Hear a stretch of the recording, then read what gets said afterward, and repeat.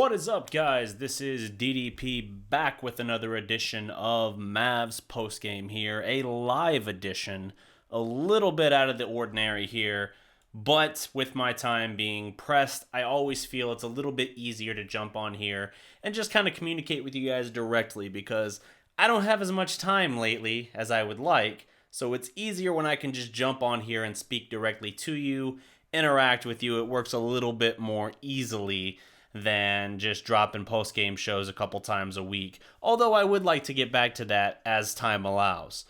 First in the house, we got Trevor Foster. What's up? Gleb, what's good?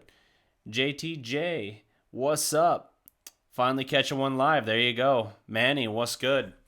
So, yes, we are talking today about the Mavericks' victory over the New Orleans Pelicans. More importantly, the Mavericks' victory over Zion Williamson in their first encounter with basically one of the most freakish athletes that we've seen in some time. What up, Home Soul? The Mavericks have to go to overtime in this game. It's a 127-123 victory. So not only is it a victory in the clutch, despite the fact that they nearly collapsed at the end of regulation by Seth Curry missing a crucial free throw that could have been the nails in regulation already. Free throws are a problem. We know this. We've addressed this. But the Mavericks made several gutsy plays. What's more, Luka Doncic made several gutsy plays, several clutch plays, not just the step back three, not just putting Drew Holiday on serious skates and crossing him up. Had Maxey hit that corner three, that would have been a top 10 play. As is, it still gets plenty of play because he crosses up Drew 2 or 3 times on the same play, gets Zion up in the air before kicking out to a wide open three as he makes the defense collapse. But all the same, it's still a quality Mavericks victory. There's a lot to talk about in this one. First of all, as the headline shows, it is Luka and KP combining for 64 points in this game. Luka moves into first place all-time, no tie needed, most triple-doubles in Mavericks history. Most triple-doubles, as Jules from What Culture would say it with me, of all time in Mavericks history with 22 triple-doubles barely after his 21st birthday. And he does that with 27 points, 17 rebounds, and 10 assists. Now, it wasn't a perfect game by Luka by any means, but when it came down to put it a little bit crudely, nut-cutting time in the end of the game, he came through with several big plays. 9 of 20 from the field, so just a tick below 50%. You'd like to see that a little better. The guy is playing through a banged-up thumb. In fact, after the game, he had his left thumb x-rayed again. He won't tip his hand on like what it shows or what it's feeling, but you can tell it's still bothering him. This felt like a game where he got up for it a little bit. In this game, 4 of 11 from 3, not great, but he does hit a couple daggers, a couple step backs, one over Zion. Of course, you had the one at the start of the game, but you also have the one then in OT. That was huge. 8 of 13 at the free throw line. That's a little shaky for my taste. But really, the best player I feel like on the court last night was probably KP. Like KP, 34, 12, and 3, 5 blocks. First player since like Shaq in like 2000 or something. I posted it on the community tab earlier.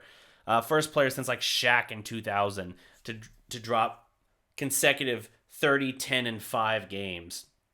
And it's just insane what he's doing here.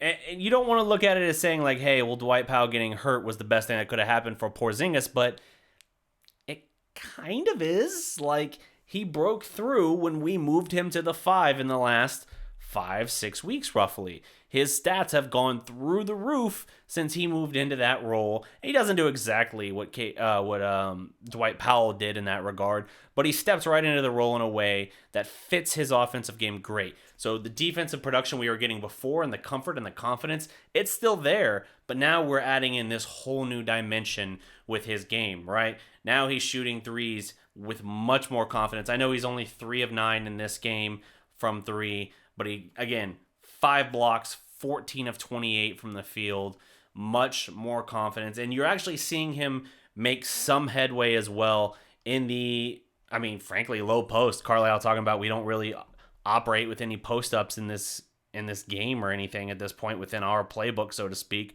But he makes some serious plays in that regard. Let me find the exact call out here. There was someone who had a great analysis on this on Twitter that I spotlighted. Chuck Cooperstein on Twitter.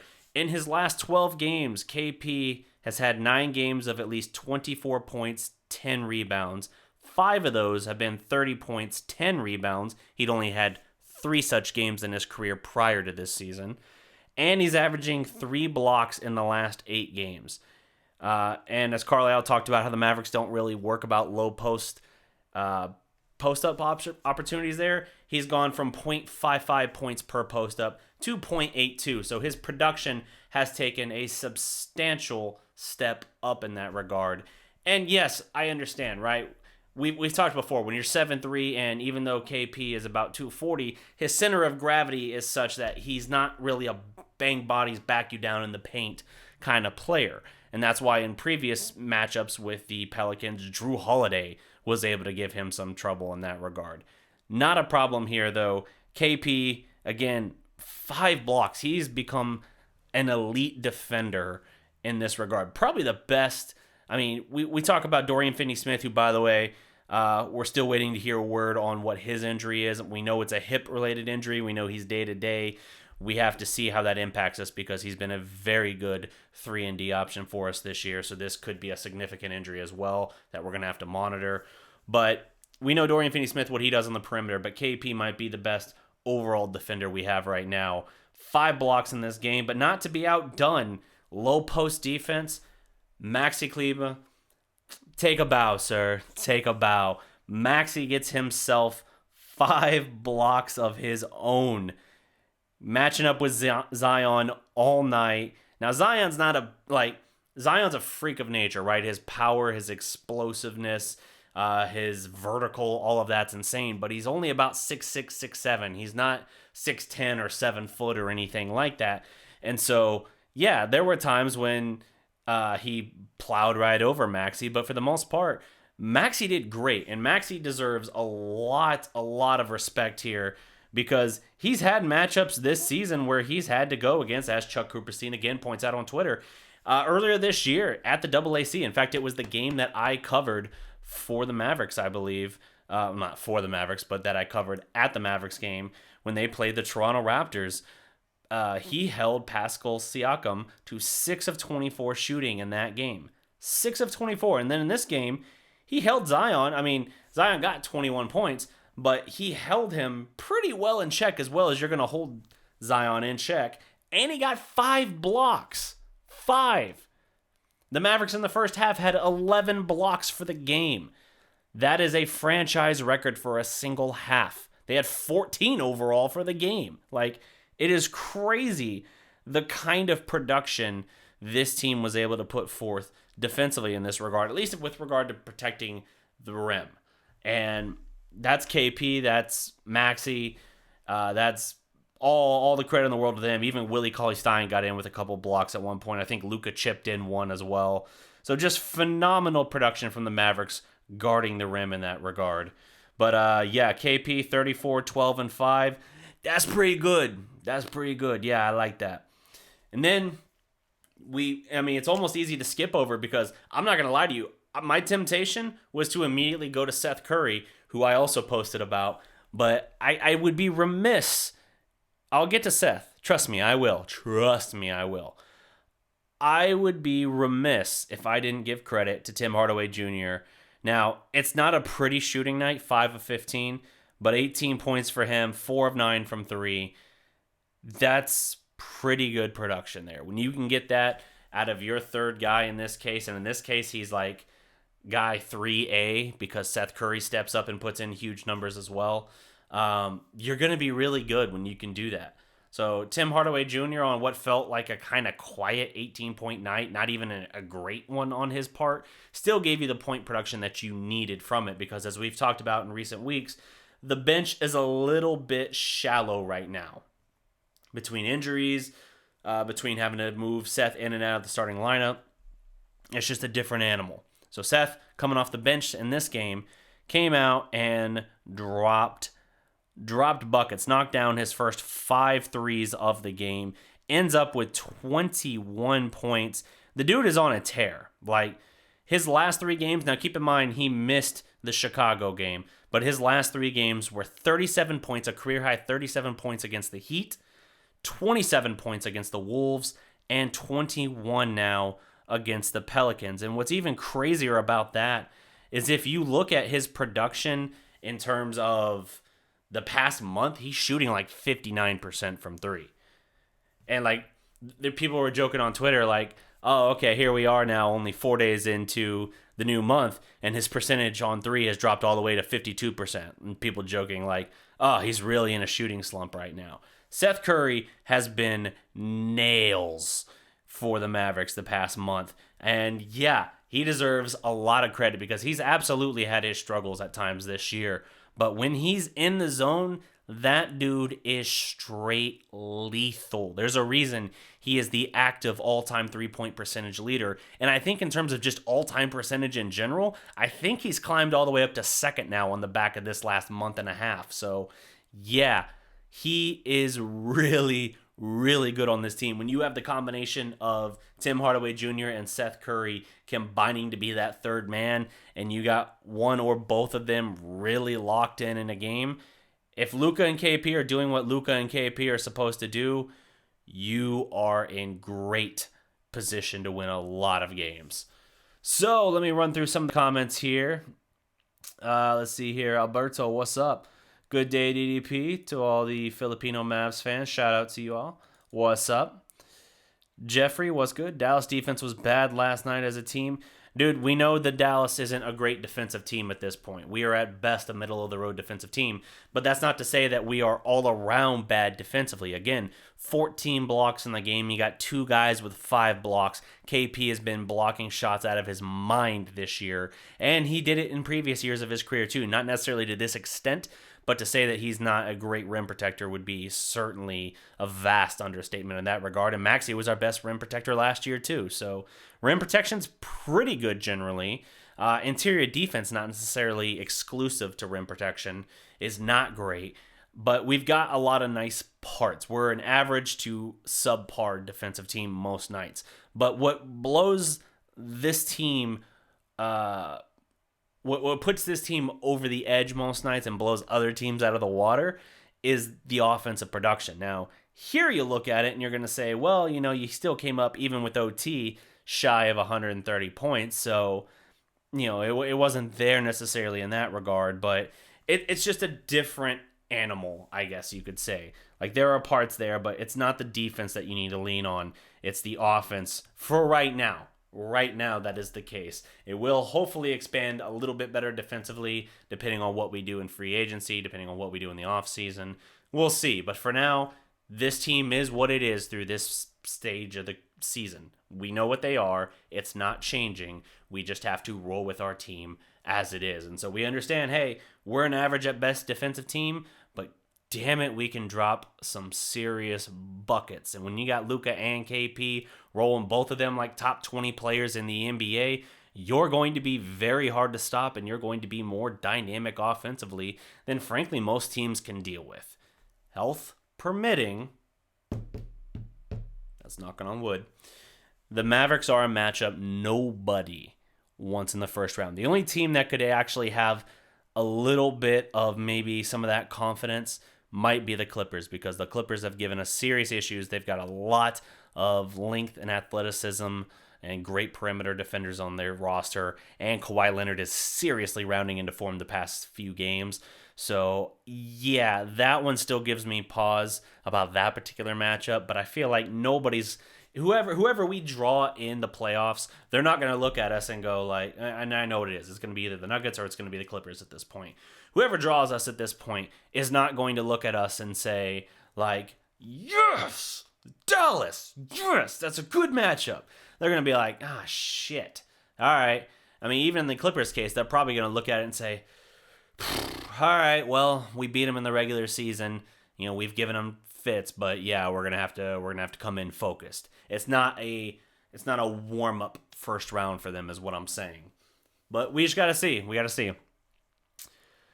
Post up is the worst shot, not a worse play. Well, it's working right now decently for KP for the small degree to which they are using it, and Luka even uses it a little bit of the time. Of course, Luka's shooting freaking 70% inside like 4 feet of the rim. He's actually in the NBA actually rates highest in that regard. So while we talk about how his 3-point shot and his step backs and all that have struggled, true, factual, yes, but a large part of his game now is getting all the way to the cup, and he is brilliant at that.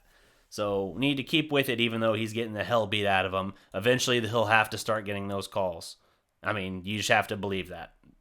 That is too crucial an element of your game as a superstar to be able to add in to not take advantage of it. If you start settling for too many step backs and you're not shooting many free throws, then you're not impacting the game the way you need to. At the moment, we're looking like a first round against the Clippers or Nuggets. Yep. What are my takes on those matchups? I feel very good about facing the Nuggets. It'll still be a tough round, still a tough matchup. By no means am I saying, hey, I'm guaranteeing anything. No, I feel better about our chance to pull the upset if it's the Nuggets, but it's still going to be a damn tough matchup because this team doesn't have a lot of playoff experience, right? Like Courtney Lee in his rookie year was on the Magic team that went to the NBA Finals in 2009 against the Lakers. Seth Curry was on the Western Conference Finals team last year, the Portland Trail Blazers. So you got playoff experience in those guys. But like after this game the other night, someone asked KP in the locker room, like, man, the way the crowd was reacting, it really had the feeling of a playoff game. What do you think of that? And KP kind of laughed it off like, well, I wish I had something to honestly compare it to, but I haven't experienced a playoff game to know that. So it's kind of like a self, poking nod at himself a little bit in that regard for being on the Knicks all those years and not being able to get that. But it is what it is, man. They have to. They have a lot of guys that don't have that experience, and they're just going to have to get that experience. Dorian Finney-Smith doesn't have it. Maxi Kleber, no. Dwight Powell would have had that experience, but Dwight Powell obviously not playing at this stage, and even then, that's first-round experience. So there's a lot of guys on this team that just lack that kind of experience, and you just have to see what you can do with it. Like, you just have to get there and get that experience for better or for worse. And I'm going to keep it real with you guys. A lot of times, that initial experience is not great. I know Luka, all of his accolades, playing overseas and all that, playing in the Euro League, I don't discount any of that. I'm just saying NBA basketball in the playoffs is incredibly physical, incredibly difficult. Like, it is a war of attrition, and it's not always the best team that wins it. The Mavericks in 2011, when they won it all, they probably weren't the best team in the Western Conference, let alone the NBA that year. They were probably the 4th best team in the NBA, but they got hot at the right time, and they had a lot of quality veteran leadership that allowed them to ride through all of the confrontation and all of the trials and tribulations that they had to face, and they were able to come out on the other side because of that. Like, if you look at that year, you'd say, well, hey, they were the 3 seed. The Spurs and the Lakers were better than them. Well, the Spurs got knocked out in the first round, so that was a huge advantage for us. We swept the Lakers because, frankly, we outshot them with our system. It didn't matter how we matched up if you just shoot the lights out, which, by the way, that's why a Tim Hardaway Jr. and a Seth Curry are so valuable to your team, because you can have a perfect game plan against us like the Lakers claimed that they felt like they had against the Mavericks going into that series. But if you got a whole team just shooting the effing lights out, then you can't do a whole lot to stop it. And, we always look to the Mother's Day Massacre where the Mavericks knocked down 23s as a team in between Jason Terry and Peja Stojakovic. They knocked down 14 out of 15 attempts on the game. That's batshit insane. But at the same time, the Lakers said, we felt like we knew exactly what they were going to do. And if it weren't for how they were shooting, we feel like we could have had a much better chance in that series. Probably true. So 2 teams there, and then you have, of course, like I said, the Heat, who probably better pound for pound, but you know what? We took them out of their comfort zone, made LeBron be complacent, and we took it to them. 6 games. There you go. You don't get that walking in the door year 1 being able to do that. You just don't. No matter who you are, whether you were the Warriors dynasty, whether you were the Thunder, with Harden, Westbrook, and Durant, you have to go through a year, maybe two, of really learning how to battle with that, with playoff basketball, and battle with that hostility and all that confrontation and everything. So it's just a different animal. Jeffrey, I don't know why Streamlabs is yelling at you. Don't know why it's yelling. Careful with links or too many emojis. That's all I know to say there. Don't forget DeLon Wright, 3 threes in the fourth quarter. Yes, DeLon Wright had 10 points in this game as well. He certainly added in significant production as well. This is from Nick Engstad on Twitter. He points out in KP's last 12 games, he's averaging 12.8 points per game. If you look at over the last 12 games and how it rates, if you rate back to January 31st in the NBA, where KP lines up in each of those, I'm going to give you those. So 27.8 points per game. That is the 9th best mark in the NBA since January 31st. 11 rebounds per game. That's 10th best. 2.3 assists, 2.3 blocks. That's 7th best. 33.3 minutes. Now, he did just have to go over 40, which is incredibly rare this year. In fact, it might be the first time last night that he's had to go over 40 minutes this season. But it was needed. It was absolutely necessary. 50% field goals, 39.1% from three. See, I effing told you before he blew out his knee in I almost said LA. In New York, he would have been much happier in LA. Before he blew out his knee in New York, actually blew it out in Milwaukee, I'm talking about with the Knicks, he was shooting 40% from three. And everybody just assuming when he was struggling this year that he wasn't going to round back into form with that 3-point shot. I was like, be patient. The 3-point shot will be there. If nothing else, the number of looks he gets from three this year, it'll eventually round into form. And look at that. It sure enough has. So hang tight. In the Mavericks' last 12 games, they are 7-5. They had 6 of those games without Luka, and KP recently was named the Western Conference Player of the Week as well. Pretty phenomenal what he's been able to do in that regard. Pretty phenomenal. Let's see here. Seth Curry, meanwhile, since February 1st, 19.4 points per game, 56.8% field goals, 58.5% three-point percentage, 73% efficiency field goal percentage, 73.7% true field goal percentage. That is damn smooth, baby. Seth Curry is lighting it up, and if you look at from this season, since March 3rd, as of March 3rd, on the season as of March 3rd, this was a chart put out. I didn't share it yet. This was a chart put out, I think, by Bleacher Report.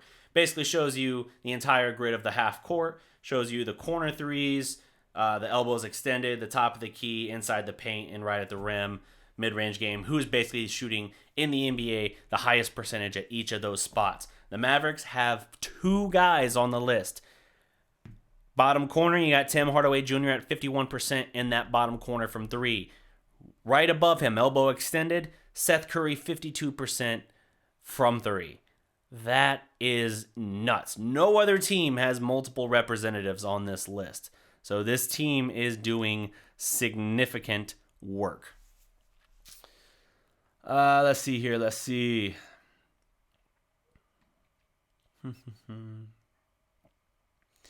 Thank you for your work, DDP. I hope Dallas meets Houston in the first round. I'll put my money on the Mavs.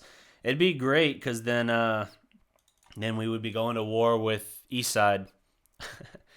By the way, did you guys notice Eastside ran very quiet the other night, even though the Mavericks had a very embarrassing loss? It's because his team lost to the Knicks as well. He just doesn't like to talk about the Rockets losing to the Knicks. So if he ever mentions the Knicks again, just remind him his team got beat by him too. Last year in the playoffs, Seth Curry was on Portland and he played great in the series against his brother. They went back and forth.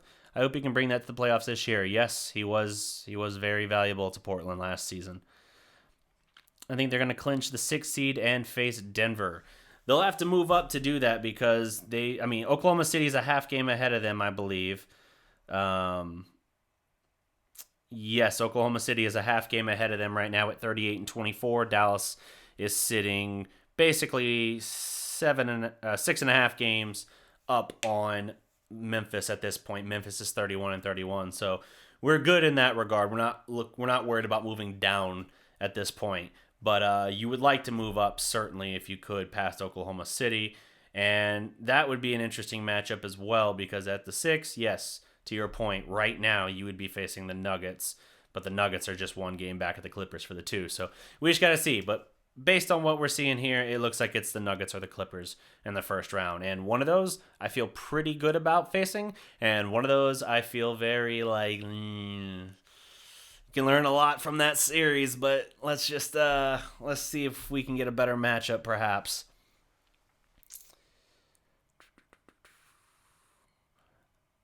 Eric Anthony says, I don't think we can beat the Clippers or Nuggets, but everyone else is a toss-up. Hope we get Houston in the first round. That would be difficult to pull off at this point because Houston is sitting around the 4 seed right now. 4 or 5 seed. Let me see here. Houston is currently the 4 seed, yes. So it'd be tough to get the Clippers unless you moved all the way up to the 5 yourself. That's the only way you would get, the Rockets. That's the only way you would get that. That championship team was great on the road. Yes, they were, and that was because of veteran leadership and understanding how they had to play, how to fight through adversity. Big O, what's up? Jeffrey, I am a coach. Analytics says the post-up is the worst shot, but the post-up is not the worst play. The post-up always allow more freedom because it collapses the defense and allows that. Yes, and as Luka is seeing here as well, getting KP, if you get KP involved early, then you as well benefit from that all game because KP will take a lot of that attention. You'll get him going, your team will get more production, and he'll draw a lot of attention from the defense in the rest of the game because if you get that big dude going early on, then you're going to reap the benefits the rest of the night from that. And I think Luka understands that a little better at this point. And so you've seen, that's why, they've been in and out with their injuries all year. But Luka and KP together, when they both play, I think they're 25-12 this season. Like, it's just been health that's been holding this team back. And now they're both here. Luka's certainly not 100%, but, he's close enough to where we need him to be. That him plus the combination of KP balling out of his mind, dragging his season average up to nearly 20 points a game. I think he's at 19.5 points per game this season at this point. Despite a very, very slow start and really forgettable middle portion. He's close, and this team is going to be very, very good because I think moving forward, this team is going to be looking at it where Luka's a 27, 28 points per game guy, and KP is up around 24 to 26 as well. In time, we'll see. I mean, by the end of this season, he could be there, not for like the season average, but in terms of his night in, night out production, when you look at the snapshot of where he was when Luka returned versus where he ends up on the season, you might be looking at more of that kind of production more typically from him. I see Seth with a 40-point game late in the playoff series. That would be dope. Defense, Big O says defense will be the Achilles heel. It might be, but you know what? In the NBA these days, if you have an insane elite offense, more often than not, it's not going to sink you in the first round. It typically gets to the back end of the playoffs where defense really can sink you. But, of course, if you draw the Clippers as a matchup, then, yeah, it'll get you earlier on potentially. But you know what? It is what it is. Like, you just have to – I keep saying this. The team is not going to turn a corner where right now they're an average to slightly below average defense and they flip a switch and suddenly they're a top 10 defense. It's not going to happen. It's just not. Like, not this season, at least. You might be able to make some moves in the offseason, change some things up, and improve it that way. But for now, it is what it is. And so right now, yeah, work on defense by all means. I'm not saying give up on it.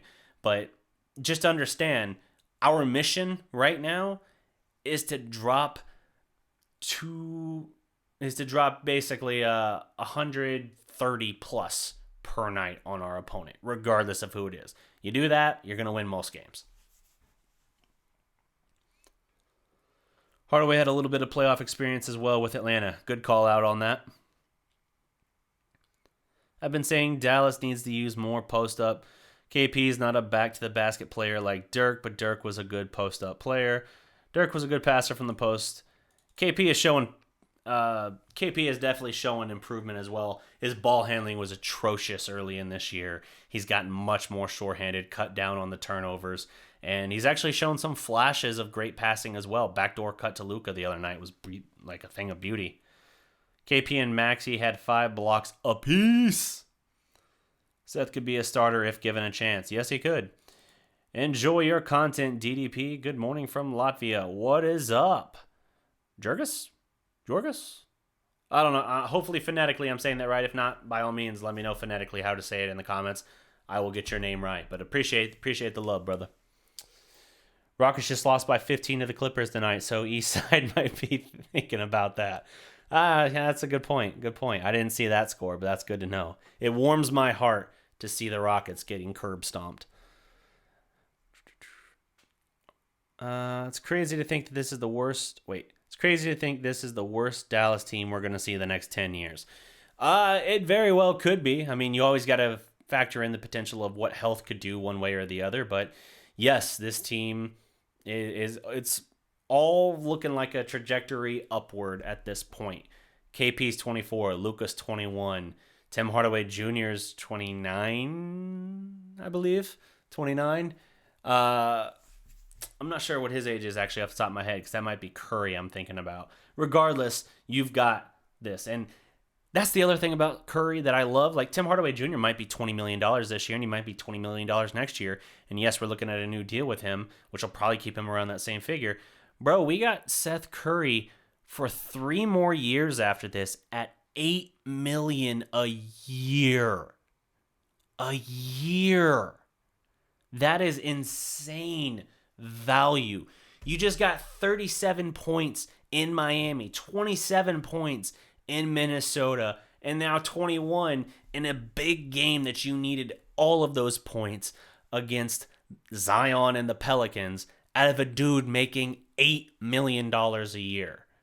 That is crazy value, especially when you think in, like, it's not like he's a rookie who just ended up being way better than you thought he'd be, or like a rookie contract player who's way better than you thought he'd be. Like, this is a dude that's been around. He's got that experience, and he's not a terrible defender, all things considered. He's not great. I'm not trying to say that. Don't get it twisted. But as far as perimeter defense, he's at least subpar. Subpar sounds below. He's at least average. We'll go with that answer. Let's see. I like our odds against it says Maker 45. The Lakers, Nuggets, Rockets, and Jazz. Interesting. Facts God, what's up? I don't know why Nightbot's yelling at you. Oh, yeah. Be careful, guys. Be careful with spamming emojis. That's going to get caught every time by stupid Nightbot. I've been trying to calibrate the stupid thing to see if I can tell it, like, how strict to be about certain things. So I don't think profanity is a problem, but careful. Emojis, definitely be careful.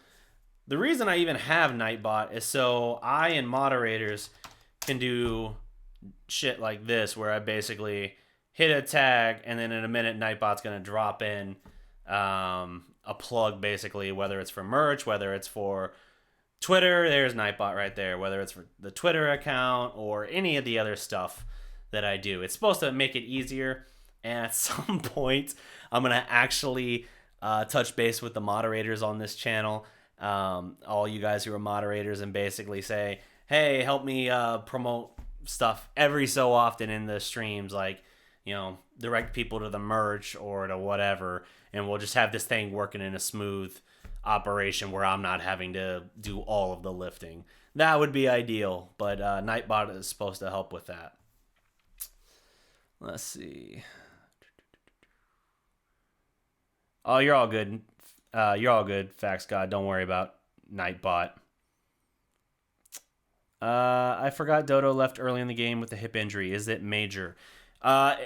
It's day-to-day is all I'm hearing right now. So it's not major based on that, but we have to see how troublesome it is, because that could have a big impact for us for sure. KP with 5 assists per game would be sweet.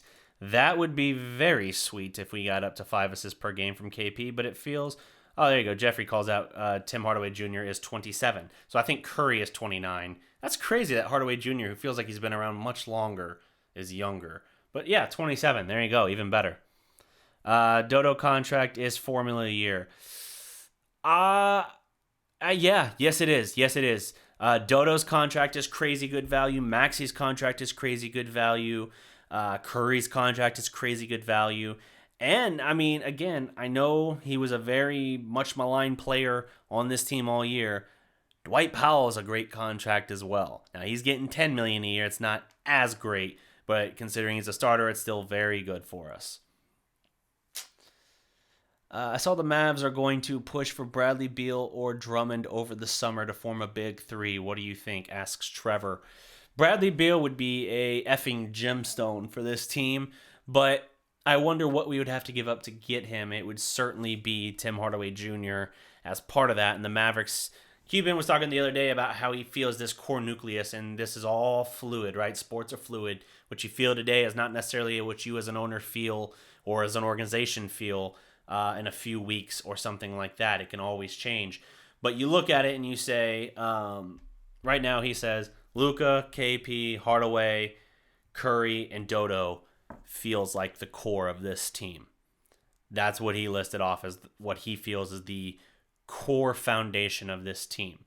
And, you know, right now it's hard to say otherwise, because even with the changes you would anticipate coming this summer, you don't see any of them necessarily being moved unless it were part of a trade for like a Bradley Beal or something. Drummond, I don't know what he's going to end up doing. I'm sure he'll hit free agency. His style of play doesn't necessarily fit with what we do, so I have a hard time seeing that one still.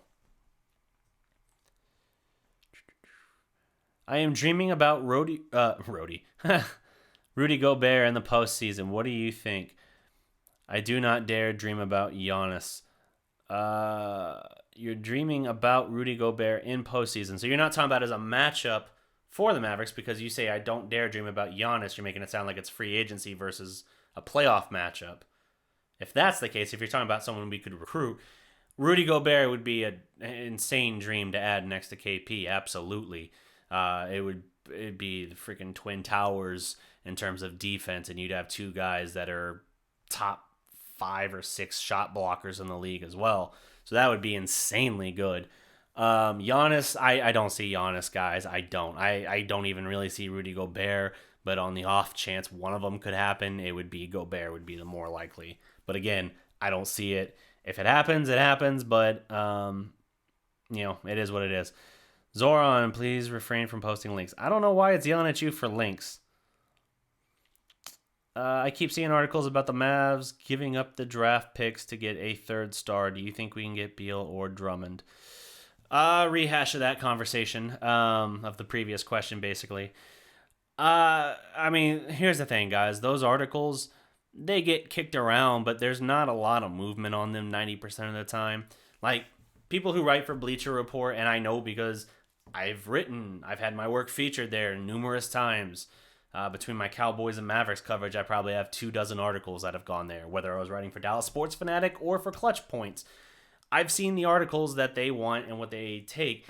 If even as a fan, you can think of the logic behind it and make even the slightest justification for why, hey, it would fit what this team wants and what they could do and blah, blah, blah, it's going to get picked up.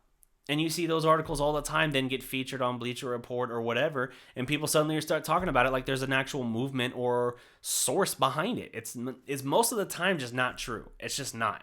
Now, is it fun to think about? Sure. But is it likely? No. So I don't rule it out, but I'm just saying, like, having worked within this anyway, working to become a sports journalist, even just from what I've already experienced, let alone as I move forward with the career, I can tell you most of the time those articles you see are not written by like your most authoritative or credible sources. It's just people spitballing NBA free agency or trades that sound fun.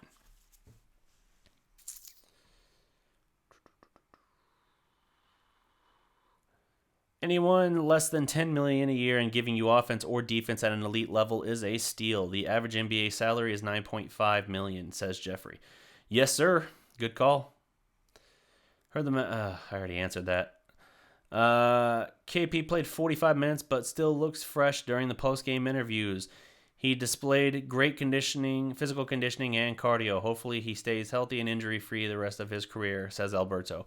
Yeah, absolutely. I mean, that's absolutely the hope, but we just have to kind of see how he does. Now, the Mavericks kind of learned early in the year they were playing him a lot more in back-to-back situations. They would try and keep his minutes reasonable in the first night, and then they play him the next night. And eventually, I think you saw a little bit of wear and tear with that right knee then where he missed 10 games. And, I even kind of said, because you had that then little blip where they're like, all right, he's ready to come back. And then they quickly were like, oh, no, never mind, he's not coming back. And he missed like 3 more games. And I kind of said like, I'm a little bit worried now because that's really weird that they would do that. That suggests there's more issue there than they're telling us. Now, what we've seen since then suggests, no, I mean, there was a little blip, yes, but he's good. Everything's fine. But yeah, you just have to look at it in that regard. I don't think they're going to play him anymore the rest of the year on the second night of a back-to-back. They're going to pick one night in a back-to-back, depending on whichever game feels like it needs him more, and they're going to rest him. Like Chicago, he didn't play that game. They thought they could win without him. They frankly should have won without him. But it is what it is. That's what they have to figure out, is how to manage that, because you're always going to be managing that. It's not going to be like Dirk, where throughout his entire prime, you're getting him 78 games a year, roughly on average. Like, it's just not going to be. His body will not hold up quite the same way. You have to work around it. Each guy is a little bit different in that regard. Their bodies break down differently. The stress on it, it's just all different.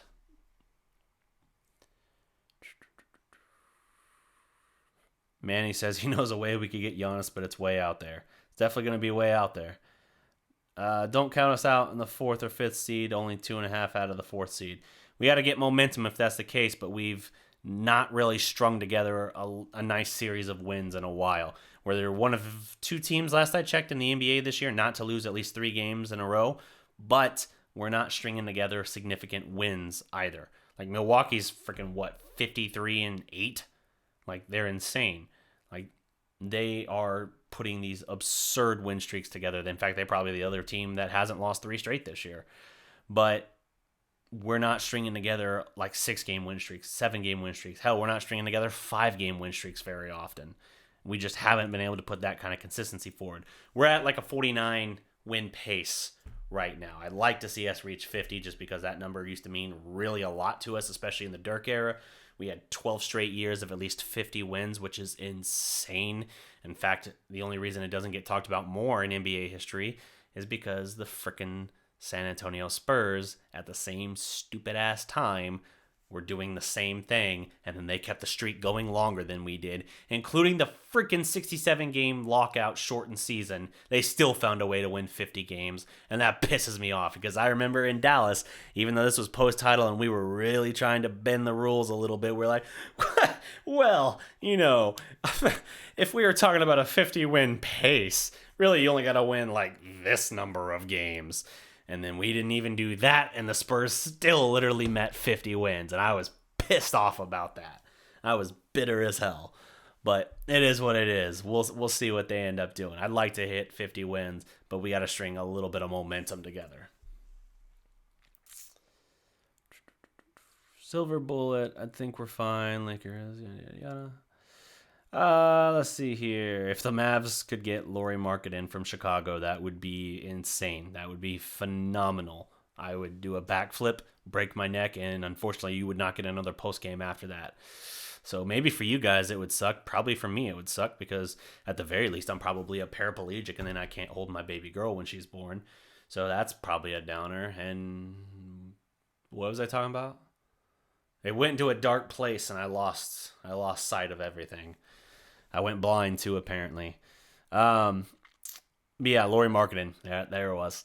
That'd be sweet. I got time for 3 more questions, and then I got to wrap this one up, guys. I finished my last final, or excuse me, I keep saying final. My last midterm earlier today. I'm still waiting on the grade from 1, but I'm 3 for 3 thus far on A's on these midterms, so I'm really excited about that. I got to wait for 1 more. I'm guessing that comes in probably next week or something, but we'll see.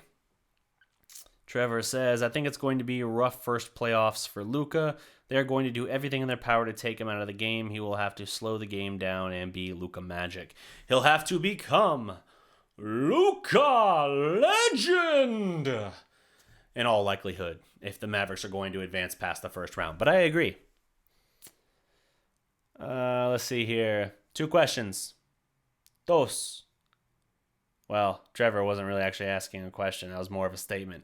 3 questions, because I am a very friendly guy. While I wait for that, I'll start running through this. So in this game, the 127-123 win over the Pelicans, Zion Williamson had 21, 6, and 3 on 9 of 18 shooting. Meanwhile, the Mavericks outshot the Pelicans 46-44, 46% to 44%, that is. 44% from 3 on 22 of 50 shooting compared to 37%. Lonzo Ball, man, his three-point shot is legit right now. He is much, much improved in that capacity. The last 2 games, he's been great. 7 of 11 from threes for him. If you give him a consistent three-point shot, he's going to be an elite point guard at some point. I think he's already got phenomenal vision and passing, manages the game well. If you give him that three-point shot like that, he's going to be tough. Pelicans, meanwhile, 37% on 3, 17 of 46 shooting. The Mavericks win at the free throw line, although they still missed too many free throws for my taste, 17 of 24 for 71%, compared to just 6 of 11. Barely any free throws at all for the Pelicans, and then they didn't even make them at a healthy clip. That was a huge factor in this game. Mavericks commit more turnovers than their usual, 16 compared to 14. They do win the assist battle 30-28. They are, however, out-rebounded 52-49 and more than doubled up on the offensive glass 15-6. They massively win the blocks battle with 13-4. They lose the steals 8-6, and they commit 6 fewer fouls 17-23. Completes the run through of that. IMDb truth, Epstein didn't kill himself. No, he did not. Let's see here. Somebody's going to have to throw a damn question mark on the end of these. Ha-ha! There's Trevor. Simple question. Do you see the Mavs making the finals in 2 to 3 years? Do I see them making the finals in 2 to 3 years?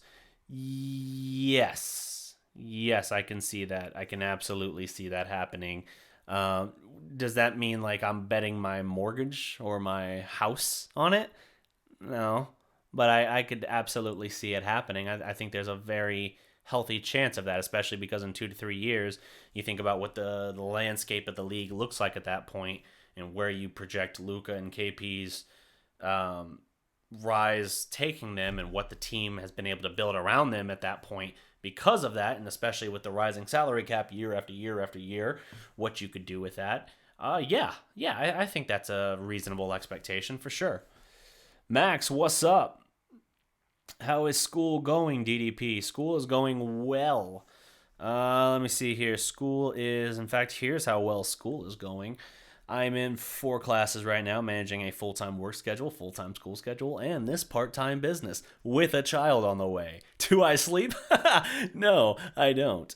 4 classes right now. I got 100 in 2 classes. I haven't missed a single point on even exams or anything. A rounds up to a 97 in both of the other ones, 96.75 and 96.65. So yeah, school's going well. Next week is our spring break, which I'm not going anywhere. It just means I don't have to go to class for a week. Although I got a couple assignments, even though my midterms are done, I have a couple assignments still due Sunday night. So I'm not quite done yet, but I'll have a week off at that point, which really just means I don't have any assignments to do because I still got to deal with different scholarships I'm applying for to try and get financial aid, because if you know anything about the American education system, you know that it's complete trash in terms of financial aid and things like that. Student debt crisis, all that jazz. They basically want to make it where you owe them your left arm, right arm, and your firstborn child. And I'm trying to avoid that by all means. So I got to deal with that scholarship stuff. I'm looking into some internship stuff as well. That'll benefit me down the road with regard to my journalism career and everything. So a lot of stuff still going on next week. It's not like I really get much of a reprieve where I just get to kick back and do nothing in the evenings. I am always working relentlessly. And that's why I always say, like, on here, I try not to plug my stuff too often, but that's why I always say basically, like, if you want to support the channel, you can do that a number of ways. Like the video, subscribe, all that. That's fantastic. If you really want to support us, you can support us on Patreon, even just $1 or $2 a month. Basically, it's a cup of coffee a month, essentially, what you're getting, what you're essentially supporting with, what you're giving me in that case. But everything gets reinvested right back into what I'm doing here, and it just makes it easier in that regard. And we have perks and all that for patrons as well, whether depending on what tier you choose, where you can get like free t-shirt and promo codes off of different merch and things like that. So a lot of great stuff there to keep in mind. But anyway, I won't get too much on that soapbox.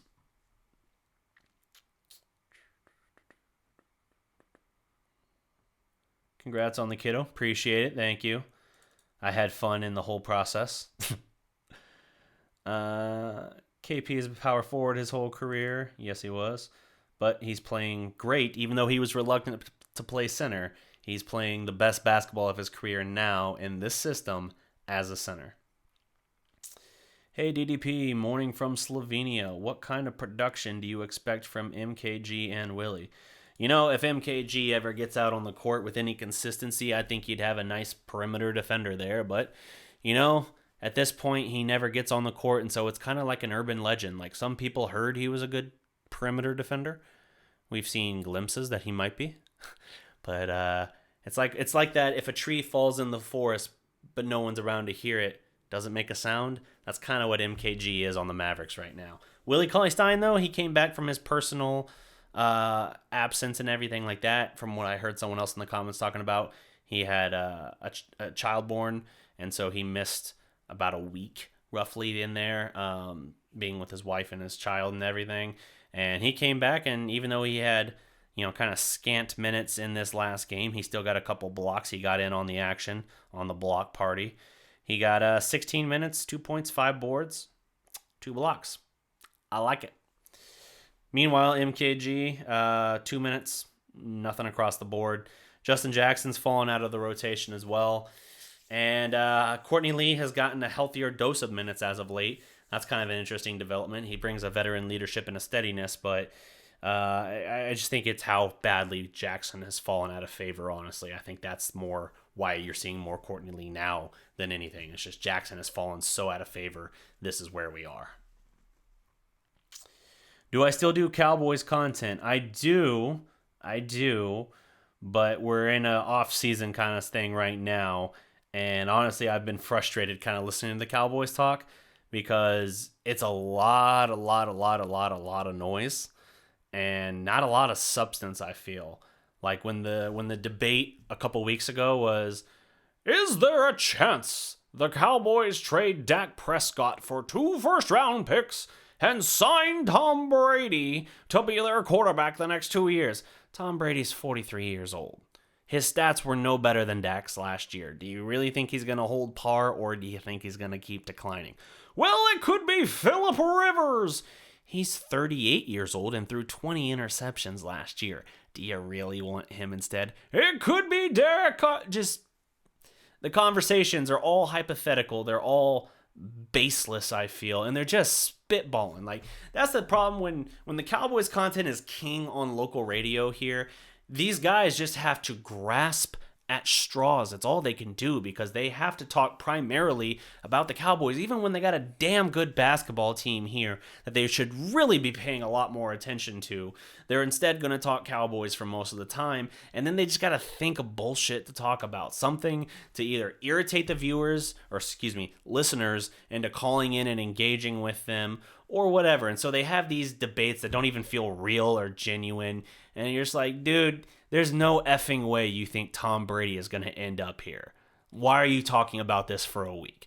Those conversations exhaust me. So I've backed up a little bit just for now until we actually get into the point where we have real stuff to talk about with the Cowboys. That's going to be talking a little bit in the draft capacity probably, and a lot, obviously, once we get rolling with training camp and everything like that. So I've not backed off the Cowboys by any means. I'm just focusing on the team that's actually in season and doing their thing right now, as opposed to speculating largely about the team that just throws stuff out there to be in the news cycle 24/7.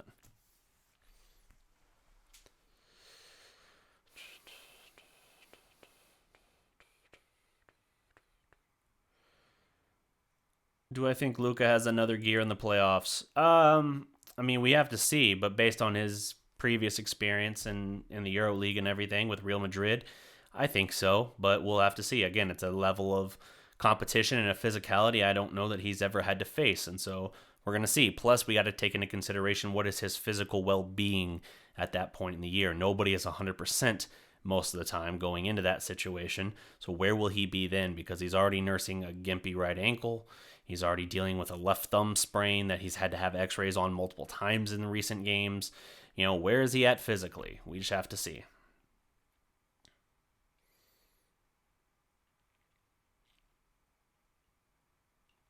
Old man Cowboy's voice is hilarious. Thank you. Let's see. Which is exactly why we need a center. Need a center, not move KP to center. Okay, there's a debate going on there. Anyway, well, thank you guys for tuning in. I think that's going to wrap up this stream here. Been going about an hour now at this point, I think. Let me see. Yeah, about an hour. Cool. So, thank you for tuning in. I will be back. I'm actually planning another live stream Sunday. What? Content twice within the span of like 3 days? The absolute madman. Yes, I will be doing another video, another live stream, bringing back Big Game James. We're going to talk some Mavericks basketball, and we're going to get into basically what we feel about this team as they move down to the home stretch and what we kind of feel generally where they're going into the playoffs. So hang tight, check in for that. Until next time, guys, that's my time. Don't forget to like this video, leave a comment below, subscribe to the Dallas Prospect, and remember, every legend was once a prospect. Peace.